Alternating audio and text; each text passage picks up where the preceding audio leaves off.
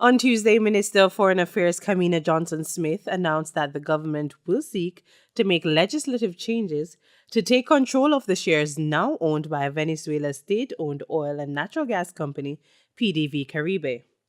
Opposition spokesman on energy Philip Paulwell made it clear in his response, describing the move as hostile, premature, and unwarranted, and that the opposition is against it, labeling it as a hostile takeover of the shares. Ms. Johnson Smith highlighted that, in addition to international challenges created by the company's ties to Venezuela, there is also the threat that Petrojam will become less relevant to local markets. What I can say is that price is a sticking point.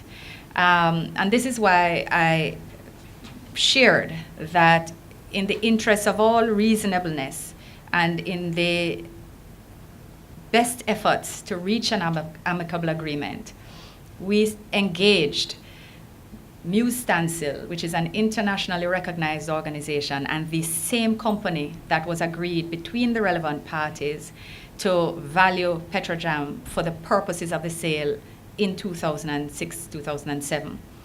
And we used the same methodology that was used to value the shares when they were sold to them.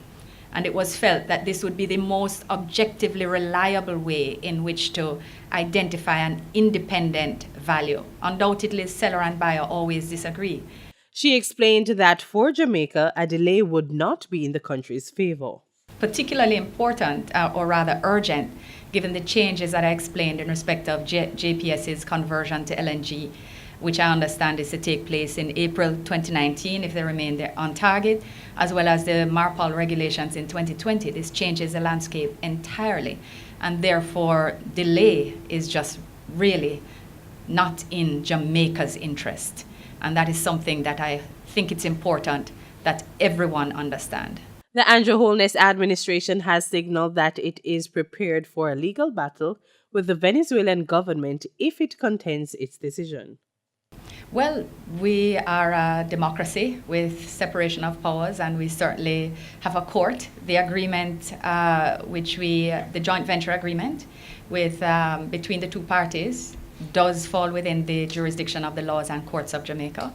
So that, of course, has to always be anticipated, and the government would certainly be prepared to address same if it were to take place. The minister stated that the decision to retake the 49% stake in Petrojam followed Venezuela's failure to fulfill its obligations in upgrading the refinery. Kimberly Broderick, Frontline News.